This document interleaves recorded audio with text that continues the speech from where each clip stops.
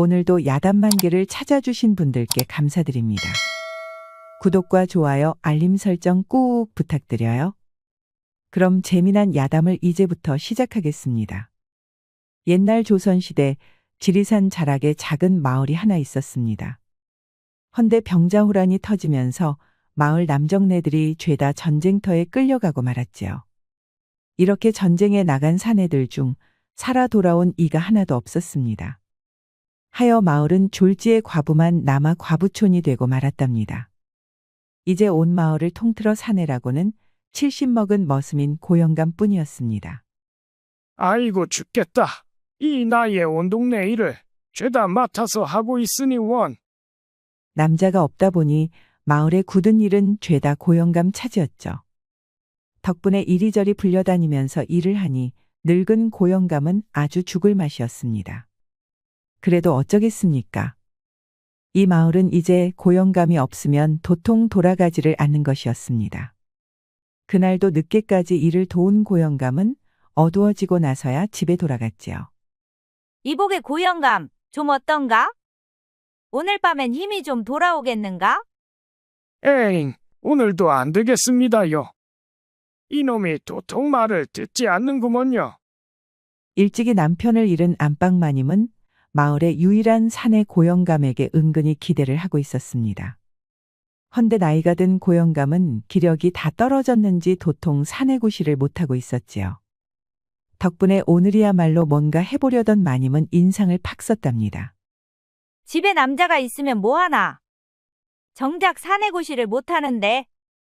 원 참마님, 누군 좋아서 이러는 줄 아십니까? 어휴, 내 속이 답답해서 그런다네. 됐으니 어여가서 그만 잠이나 자게. 마님은 버럭 화를 내며 돌아가 버렸지요. 자리에 누운 고영감은 좀처럼 잠이 오지 않았습니다.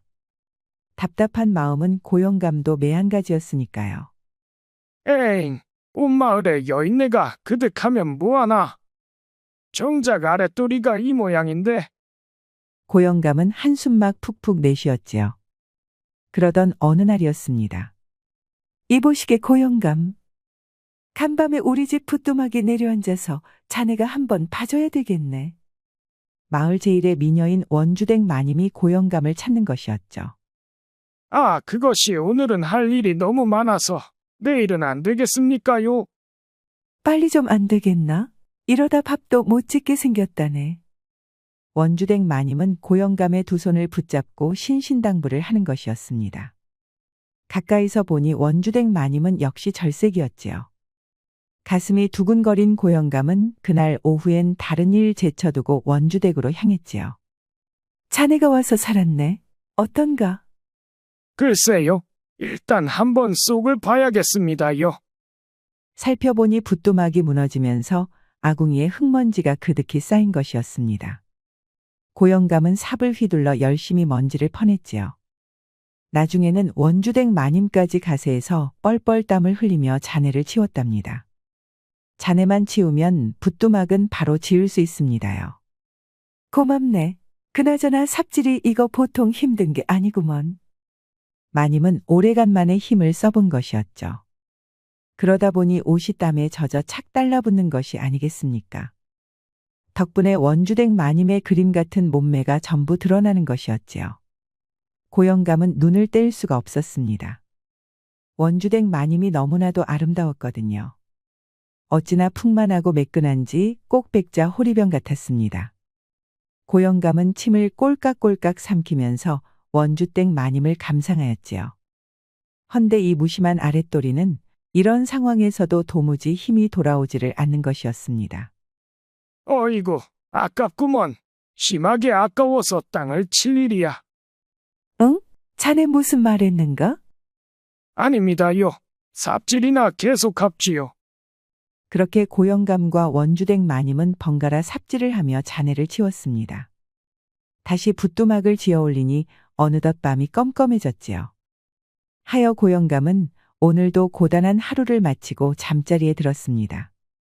그런데 다음 날에도 원주댁 마님의 모습이 눈에 아른거리는 것이었습니다. 옷자락이 몸에 착 달라붙은 그 자태가 도무지 사라지지를 않는 것이었죠. 떡처럼 뽀얗고 쫄깃한 그 모습이 너무나도 매혹적이어서 침이 저절로 넘어갔답니다. 에휴, 그야말로 그림의 떡이로구나. 응? 일하다 말고 갑자기 떡을 찾나? 자네, 시장에서 그런가? 아닙니다, 요마님. 어제 본 떡이 자꾸만 아른거려서 그만. 자네도 나이를 먹어서 그런지 자꾸 식탐만 느는 것 같네. 알겠네. 제사 치르고 남은 떡이 있으니 좀 들겠는가? 괜찮습니다요. 에휴, 떡도 떡 나름이까 말입니다요. 며칠이 지난 어느 날이었습니다. 그날은 고영감이 산에 나무를 하러 갔을 때였지요. 한참 나무를 하고 있는데 갑자기 소나기가 내리는 것이 아니겠습니까? 비를 맞은 고영감은 서둘러 산을 내려왔지요. 원, 비가 왜 이리 거세진대냐? 이러다 휩쓸려 떠내려가게 생겼구나. 아닌 게 아니라 빗줄기가 점점 굵어지는 것이었죠.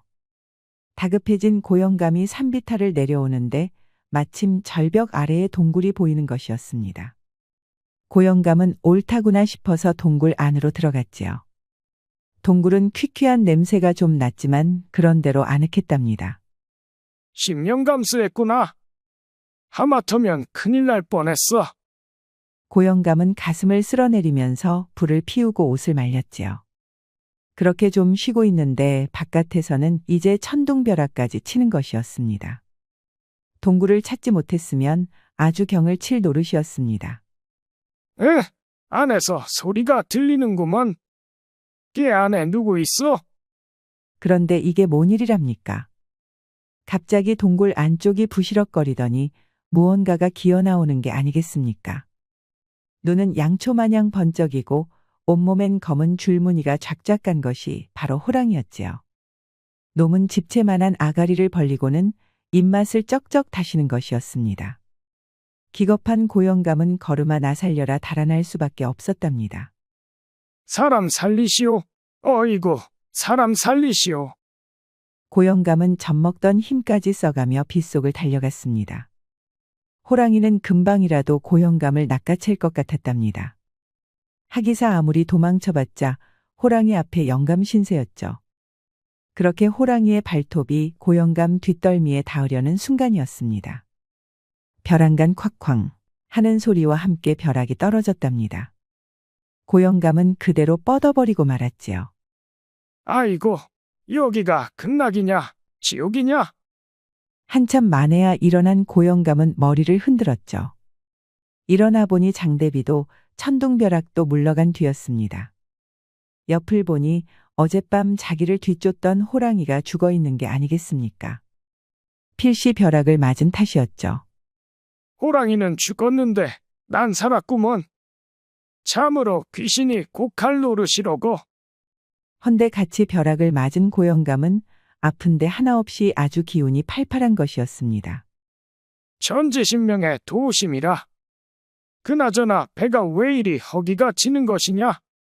살았다며 만세를 하던 고영감은 배에서 꼬르륵거리는 소리가 나서 움츠러들었죠. 그러고 보니 너무나도 배가 고픈 것이었습니다. 하여 고영감은 산을 뒤져 먹을 것을 긁어모았지요. 아직 익지도 않은 산머루며 산딸기를 보이는 대로 씹어먹고 약초도 닥치는 대로 캐먹었습니다. 헌데 장정선엇은 배를 채울 정도로 먹었는데도 여전히 배가 고픈 것이었죠. 아니 무슨 뱃속에 거짓대가 들어앉은 것이냐? 왜 이리 허기가 가시질 않는데냐? 그런데 마침 죽어 자빠진 호랑이가 눈에 들어오는 것이었죠. 하여 고영감은 호랑이의 가죽을 벗기고 아예 통구이를 해서 먹었답니다. 먹다 보니 호랑이 한 마리를 통째로 다 먹고 말았지요. 누가 들으면 믿지도 못할 먹성이었답니다. 결국 호랑이 한 마리를 다 먹어치우고 나서야 배고픔이 좀 가시는 것이었죠. 그제야 고영감은 호랑이 가죽을 짊어지고 집으로 돌아왔답니다. 아니 이놈의 늙은이가 정말 산에 올라갔으면 제시당 내려올 것이지 왜 하루가 지나도록 카멍차사란 말인가? 마님은 걱정을 많이 했는지 고영감 얼굴을 보자마자 버럭 화를 내었지요. 아, 저라고 내려오기 싫어서 안 내려왔겠습니까? 오다가 그만 벼락을 맞는 바람에 늦었지요. 벼락이 무슨 옆 동네 술친구라도 되는가? 맞고도 어슬렁거리면서 내려오게? 믿지 못하겠지만 일이 그렇게 되었습니다요. 그런데 고영감의 뒤를 보자 아니 글쎄 근사한 호랑이 가죽이 있는 것이 아니겠습니까? 기겁한 마님이 물었더니 고영감은 벼락을 맞고 죽은 것을 가져왔다며 내미는 것이었습니다. 호랑이 가죽을 받아든 마님은 아주 제대로 한못 잡았다며 기뻐하였지요. 참, 그런데 호랑이 고기는 어찌했나? 고기도 귀한 약재인데 설마 버려두고 온 건가? 아니 어째 마님은 행제를 하셔도 절 들볶습니까? 이 몸이 짊어지기에는 너무 무거워서 두고 왔습니다요. 그럼 지금이라도 가서 가져오게. 지금쯤 벌레가 쓸어서 못 쓰게 되었을 것입니다. 그러지 말고 이거 옮기는 거나 좀 봐주십시오. 고영감은 호랑이 고기 얘기가 나와서 뜨끔했지요. 자기가 죄다 먹어버렸다는 말을 마님이 믿을 리가 없었으니까요. 해서 무거워서 못 가져왔다며 얼버무렸답니다. 안방 마님은 아쉬웠지만 그렇다고 별 뾰족한 수가 있는 것은 아니었죠. 고영감은 잘 얼버무린 다음 잠자리에 들었지요. 고영감, 혹시 집에 있는가? 아니 원주댁 마님이 아니십니까? 아침부터 어쩐 일입니까? 다음 날 아침부터 원주댁 마님이 찾아온 것이었습니다. 원주댁은 뭐가 문제인지 안절부절 못하고 있었지요. 엊그제 비바람이 몰아치고 천둥번개가 치지 않았는가? 그때 우리 집 암소 한 마리가 놀라서 그만 외양간을 뛰쳐나갔지 뭔가. 저런, 소는 찾았습니까요? 주변을 아무리 찾아봐도 못 보았네. 그러니 고영감이 좀 도와줬으면 하네. 이런 시골 마을에서 암소 한 마리면 큰 재산이었죠. 그걸 잃어버리게 생겼으니 원주댁 마님이 사색이 된 게 당연했습니다. 여부가 있겠습니까? 가시죠. 지금 당장 찾아 나서야겠습니다. 하여 고영감과 원주댁 마님은 도망친 소를 뒤쫓기 시작하였지요. 고영감이 찬찬히 살피니 이 미련한 소가 계곡 쪽으로 도망간 것이 아니겠습니까? 산에는 위험한 들짐승이 많으니 자칫 소를 잃어버릴 수도 있었지요. 하여 고영감과 원주댁 마님은 지체 없이 계곡으로 갔답니다. 저기 소가 보입니다요. 저런 계곡물에 빠졌구나. 아니 이 미련한 소야. 여기서 이러면 어떡하느냐. 아니나 다를까 둘은 계곡 무릉덩이에 빠진 소를 찾아냈답니다. 소는 어깨까지 오는 물에 잠긴 채 음머 구슬프게 울고 있었지요. 저러다 소가 자칫 탈이라도 나면 큰일이었지요. 그래서 고영감과 원주댁 마님은 찬 계곡물 속으로 뛰어들었답니다. 제가 당길 테니 마님은 뒤에서 미셔야 합니다. 알겠네. 그런데 괜찮겠나? 달랑 우리 둘이서 소를 어찌 끄집어내겠다고. 그래도 해봐야지요. 자, 마님, 어서 미십시오. 둘은 앞에서 끌고 뒤에서 밀어댔습니다. 헌데 이게 무슨 일이랍니까? 고영감이 소를 잡아당기니 그 큰 소가 그대로 딸려오는 것이 아니겠습니까? 꼭 10사람이 소를 끌어당긴 듯 했지요. 그렇게 소는 물 밖으로 나올 수 있었답니다. 굿이 정말 대단하네. 그 큰 소를 어찌 끌어냈는가? 마님이 도와주셔서 그렇지요. 어쨌든 소가 무사해서 다행입니다. 자네가 수고했네. 그나저나 좀 춥구먼. 이러다 곧불이라도 걸리겠어.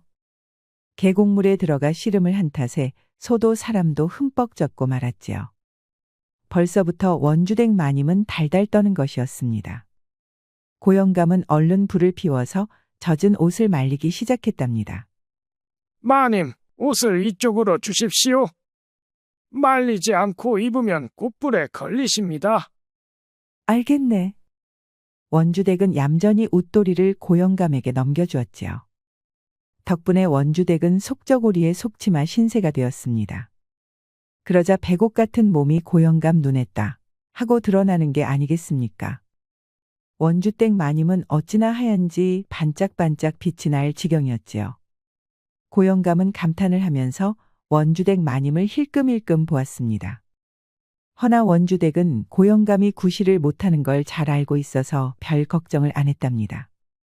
그래 옷이 언제쯤 마르겠는가? 제가 한번 봅지요. 아닐세, 내가 한번 보겠네. 둘은 동시에 옷을 향해 손을 뻗었지요. 그러다 그만 손길이 맞닿고 말았답니다. 순간 고영감은 온몸에 후끈거리며 열기가 도는 것이었죠. 그러면서 아랫도리에 힘이 빡 들어오는 게 아니겠습니까? 아니자네. 그게 도대체 뭔가? 네, 뭐가 말입니까요, 마님? 그거 말일세 그거. 자네 아랫도리가 뭐 이리 큰 것인가? 세상에 꼭 말뚝 같네 그려. 고영감은 아래를 보고 기겁하고 말았답니다. 무슨 큼직한 말뚝 같은 것이 떡 일어선 것이 아니겠습니까? 그놈은 아주 당당히 서서는 시뻘겋게 화를 내고 있는 것이었죠. 자네가 구실을 못한다고 자네 마님이 내게 아주 하소연을 했는데 이제 보니 못하기는커녕 아주 날뛰고 있구먼. 감탄에 감탄을 하던 원주댁 마님은 슬그머니 고영감의 손을 붙잡았지요. 오랫동안 사내가 없어서 원주댁 마님도 외롭기는 마찬가지였으니까요. 그러자 고영감도 더는 참을 수 없었습니다. 그리하여 고영감은 아주 활화산처럼 활활 타오르며 이를 치렀답니다. 어찌나 강력한지 원주댁 마님은 자지러지다 그만 기절하고 말았습니다. 한참 만에야 일어난 원주댁은 어찌나 좋았는지 온몸을 바르르 떨었지요. 내 평생 이렇게 사내다운 사내는 처음 보았네. 자네는 어쩜 그리고 크고 강한가? 내가 아주 저승에 다녀온 기분일세. 어이구, 그렇게나 좋으셨습니까? 좋다마다 내 10년 묵은 체증이 싹 내려간 것 같다네. 원주댁 마님은 다리가 풀렸는지 도통 몸을 못 가누는 것이었죠. 하여 고영감은 등에는 원주댁을 업고 손에는 소의 고삐를 쥔 채 산을 내려왔답니다. 헌데 힘이 하나도 들지 않았지요. 꼭 혼자서 다녀온 기분이었답니다. 기분이 좋아서 그런가? 전혀 지치지를 않는구나. 마님, 어디 계십니까? 이 머슴이 돌아왔습니다요. 집에 돌아온 고영감은 오자마자 안방마님을 찾았지요. 안방마님은 고영감이 황급히 찾자 놀라서 뛰쳐나왔답니다. 아니, 왜 그렇게 소리를 지르나? 산에서 뭐 좋은 거라도 먹었는가? 좋은 것은 이제부터 마님께서 잡수실 것입니다요. 엥, 그게 무슨 귀신 씨나라 까먹는 소리인가? 뭘 잡수긴 잡숴? 고영감은 대답 대신 안방마님의 손목을 턱 붙잡고는 곧바로 방으로 들어갔답니다. 마님은 고영감의 몰라보게 사내다운 기세에 아무런 말도 못하고 딸려 들어갔지요. 그리하여 고영감은 원주댁 마님에 이어서 안방마님까지 아주 제대로 보내버렸습니다.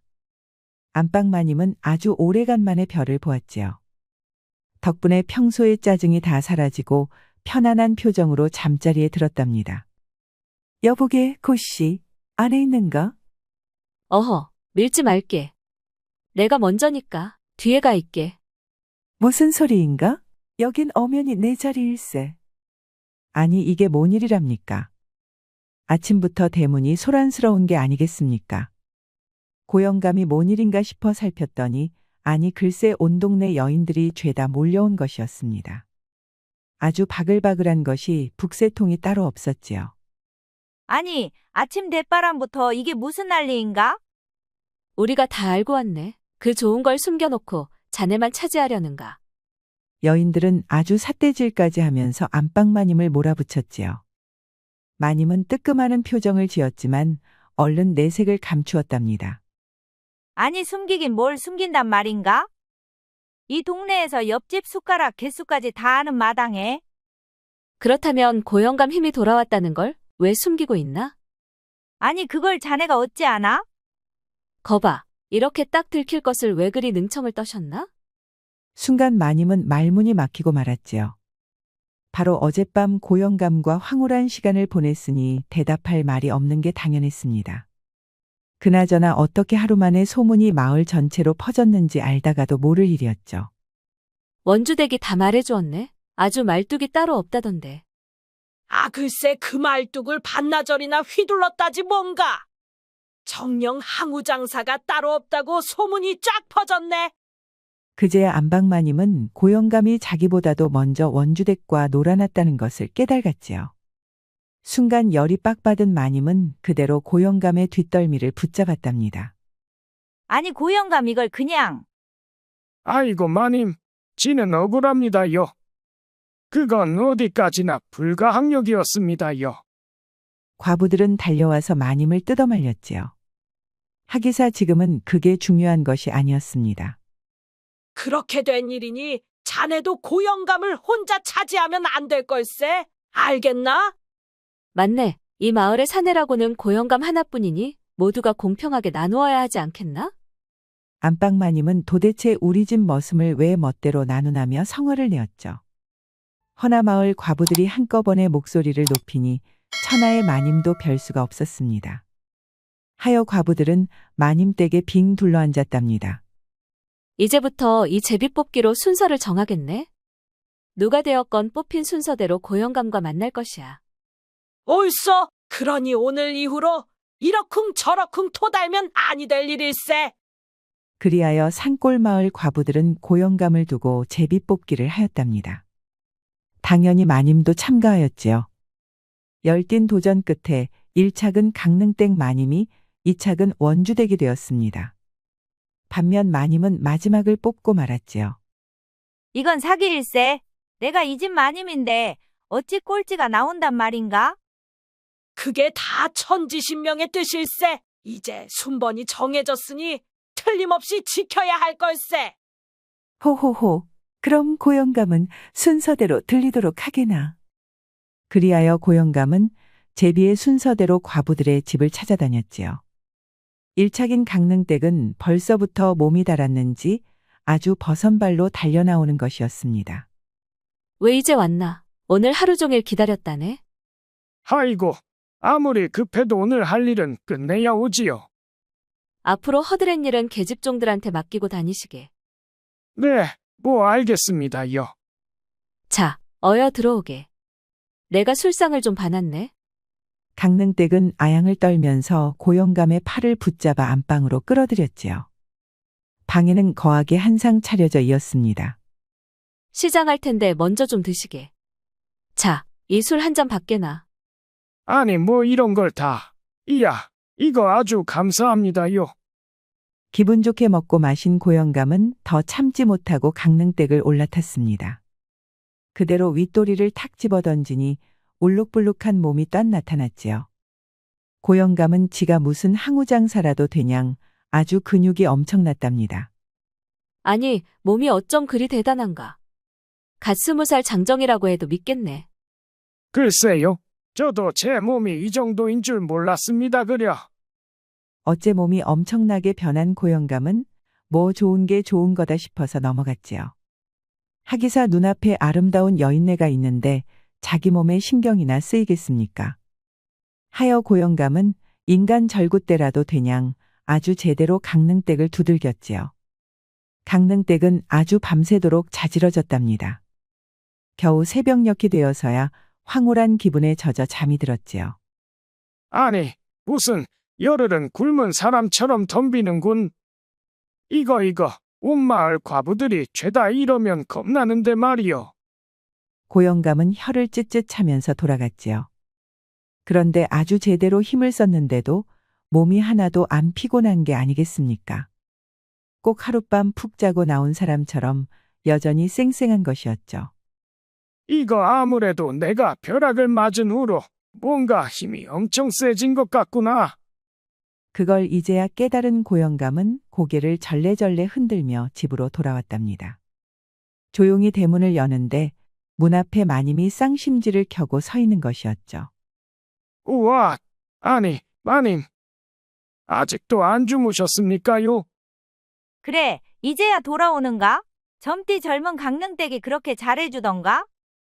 이제 보니 마님은 아주 질투가 제대로 폭발한 것이었습니다. 아주 얼굴이 불그락부르락한 것이 말 한마디라도 잘못했다간 크게 경을 칠 노릇이었습니다. 하여 고영감은 잽싸게 머리를 굴렸지요. 강릉댁 마님이 하도 붙잡아서 겨우 빠져나왔습니다요. 아예 자고 오지 그랬나? 자네 얼굴을 보니 재미가 아주 좋아 보이는데 왜? 엄마님도 제가 이 집 머슴인데 어떻게 바깥에서 자고 옵니까요? 마님 생각이 나서 그럴 수가 없습니다요. 참말인가? 내 생각이 나던가? 기분이 좀 나아졌는지 마님 표정이 풀어졌답니다. 이때다 싶은 고영감은 마님이 최고다. 마님이 젤로 예쁘다 이러면서 열심히 아부를 떨었지요.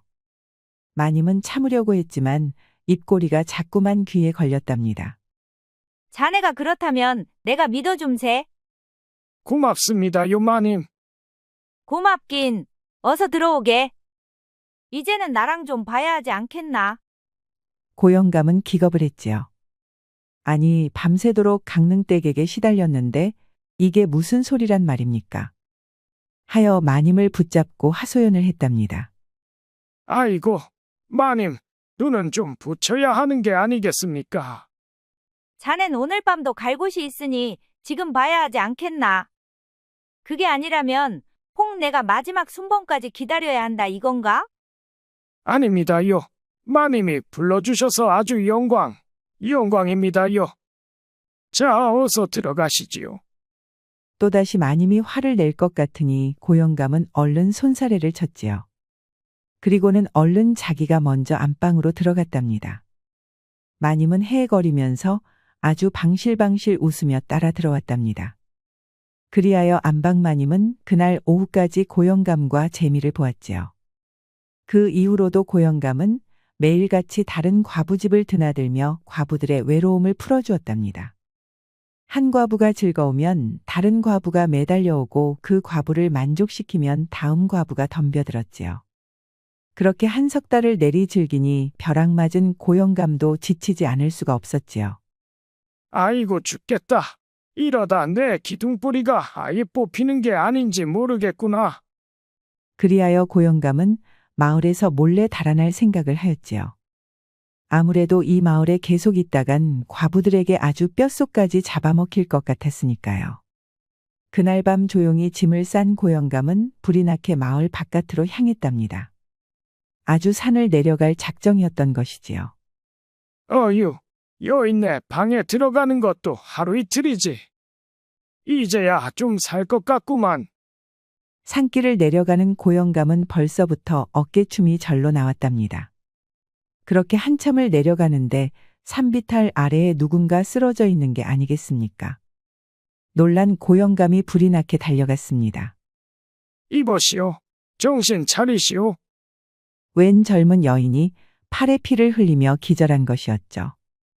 영감이 물을 떠와 목을 축이니 여인네가 눈을 번쩍 뜨는 것이었습니다. 호랑이 조심하시오. 아주 집채만한 호랑이가 있소. 정신이 좀 드시오. 여긴 나 말고는 아무도 없소이다. 고영감이 다독거리니 처자는 간신히 마음을 진정시켰지요. 이제 보니 여인은 산길에서 호환을 당한 것이었습니다. 아, 글쎄 못된 호랑이가 죄를 넘던 여인의 일행을 습격했다는 말이었습니다. 하여 모두가 호랑이에게 잡혀먹히고 여인만 팔을 다친 채로 간신히 빠져나왔다는 것이었죠. 요 앞에는 호랑이가 있습니다. 사람을 전혀 두려워하지 않으니 피하는 것이 상책입니다. 그렇다면 빙 돌아서 갑시다. 고영감은 마을로 돌아가는 것이 싫었지요. 대신 여인을 부축하여 호랑이가 나온다는 길목을 빙 둘러가기로 하였지요. 그렇게 둘이 길도 없는 수풀을 지날 때였지요. 그나저나 이 깊은 산속에는 어쩐 일이시오? 약초를 좀 찾을까 하여 들어왔었지요. 여인은 자기가 요 아랫마을 김생원댁 여식인 난이라고 하는 것이었습니다. 김생원이 아파서 약초를 구하러 산에 들어왔다는 거였지요. 같이 약초를 구하던 사람들이 모조리 당해버렸지요. 안타깝게 되었소. 허나 여기 계속 있다가 호랑이를 만나는 것이 아버님 뜻은 아닐 것이오. 그렇지요. 은희님 말씀이 옳습니다. 고영감은 난이를 다독이며 산을 내려갔답니다. 헌데 난이라는 처녀는 무척이나 조신하고 또 사려 깊은 것이었죠. 아름답기도 어찌나 아름다운지 늙은 고영감의 마음이 또다시 불타오르는 것이었습니다. 나도 주책이구나. 그렇게 여인들에게 시달리고도 또 마음이 타오르니. 그렇게 둘이 산길을 내려오는데 갑자기 앞에서 어흥 하는 포효가 들려왔습니다. 사람 냄새를 맡은 호랑이가 기어이 뒤를 따라온 것이었죠. 난이는 너무 놀라서 그 자리에서 혼절하고 말았습니다. 고영감은 난이를 버려둘 수 없었기에 하는 수 없이 호랑이를 막아섰지요. 이놈아, 나만 잡아먹고 난이 처자는 두고 가거라. 호랑이가 사람 말을 알아들을 턱이 없었지요. 그래도 고영감은 그렇게 소리를 지르며 호랑이에게 덤벼들었답니다. 호랑이도 이게 웬 떡이냐 싶었는지 단숨에 덤벼들었지요. 고영감은 그래도 그냥 잡아먹힐 수는 없으니 매섭게 팔다리를 휘둘렀답니다. 이놈 호랑이야, 내가 그냥 잡아먹힐 성싶으냐? 그런데 이게 뭔 일이랍니까? 마구 휘두른 고영감은 주먹 한 방에 호랑이가 맞고 나가 떨어지는 것이 아니겠습니까? 벼락 맞은 고영감의 힘이 너무나도 엄청난 탓이었습니다. 고영감은 이때다 싶어서 눈을 질끈 감고 덤벼들었지요. 그래, 오늘 내가 너랑 아주 사생결단을 내야 쓰겄다. 그렇게 고영감에게 흠씬 얻어맞은 호랑이는 그대로 뻗어버리고 말았지요. 아주 피를 토하는 것이 숨이 끊어진 모양새였습니다. 고영감은 졸지에 주먹 한 방으로 호랑이를 잡게 되었답니다. 나 참, 이게 무슨 일이다냐? 어쨌든 잘 되었다. 하여 고영감은 얼른 난이를 깨웠답니다. 난이는 눈을 뜨자마자 기겁을 했지만 고영감이 호랑이를 쓰러뜨렸다는 것을 듣고 벌린 입을 다물 수가 없었지요. 호랑이 고기. 호랑이의 뼈와 고기를 고아 약탕을 만들면 아버님 병을 낫게 해드릴 수 있답니다. 그거 잘 되었군. 자, 어서 갑시다. 호랑이는 내가 짊어질 테니. 그렇게 고영감은 호랑이를 짊어진 채 산을 내려왔지요. 아랫마을은 당연히 난리가 났답니다. 웬 장사가 식인 호랑이를 잡아 끌고 왔으니까요. 마을에서 축하잔치를 벌이는 동안 난이는 호랑이 뼈를 고아 김생원에게 먹였지요. 귀한 호골로 만든 탕약 덕분에 김생원의 병은 씻은 듯이 나았답니다. 참으로 잘 되었어. 그럼 난 이만 물러갈까 하오. 고영감은 이제 아랫마을을 떠날 심산이었죠. 아무렴 산골 과부촌과 그리 멀지 않은 곳이니 오래 있어서 좋을 게 없었답니다. 헌데 난이가 고영감을 붙잡는 것이었습니다. 은희님, 저를 두고 어디를 가시려고요? 전한이는 이제 은희님이 없으면 살 수가 없습니다. 난이는 자기를 구해주고 주먹 한 방에 호랑이를 쓰러뜨린 고영감에게 단단히 반해버린 것이었습니다. 나 같은 노인네가 뭐가 좋다고. 네? 은희님이 어디가 노인이시라는 거죠? 제 눈에는 중년 장부만이 보입니다. 놀란 고영감이 얼른 물가로 뛰어갔지요. 하여 물가에 얼굴을 비추니 아니 이게 뭔 일이랍니까? 호호백발의 영감은 어디 가고 아주 당당한 중년 대장부가 보이는 게 아니겠습니까? 나 참, 그놈의 벼락 덕분에 아주 회춘을 하였구나. 참으로 신통한 일이로다.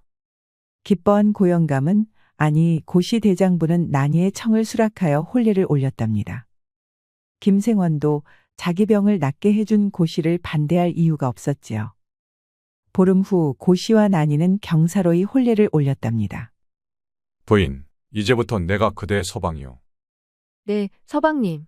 서방님 같은 영웅을 지아비로 섬기게 되어 기쁘기 그지 없습니다. 그날 밤 고영감은 난이에게 자신의 본 모습을 제대로 보여주었지요. 마을 과부들을 죄다 상대하던 그 솜씨를 오직 난이에게 쏟아부으니 난이는 죽겠다며 자지러졌답니다. 아주 신방구들장이 내려앉을 지경이었으니 고씨의 힘이 어느 정도였는지 짐작이 갑니다. 그래도 난이는 너무나도 행복해하는 것이었죠. 아니 이놈의 영감탱이가 도대체 어디로 달아난 것이요? 아무리 찾아봐도 없구만. 근데 저 새서방 어딘가 고영감과 닮지 않았나? 닮긴 뭐가 닮아? 저렇게 잘생긴 대장부가 고영감하고 감히 비교가 되나? 한편 고영감을 뒤쫓아왔던 과부들은 닥쳤던 개가 되어 혼례식이나 구경하고 돌아갔답니다. 과부들 중 그 누구도 새 신랑이 바로 그 고영감이라는 것을 꿈에도 몰랐지요. 이후로 고 씨와 난이는 아들, 딸 여럿을 낳고 100년을 해로하였습니다. 난이는 남편인 고 씨를 오래도록 지아비로 섬기면서 살았다고 합니다. 벼락 맞은 고영감의 이야기 잘 보셨습니까? 갑작스레 나타난 행운을 아낌없이 베푼 고영감의 배포가 결국 더 큰 행복으로 돌아오지 않았나 하는 생각이 듭니다. 우리 영상을 시청하신 모든 분들께 행복이 가득하길 기원하겠습니다. 구독과 좋아요, 알림 설정 부탁드려요. 이후에도 재미난 이야기가 많이 준비되어 있으니 다른 영상도 꼭 보러 와주세요. 와주세요.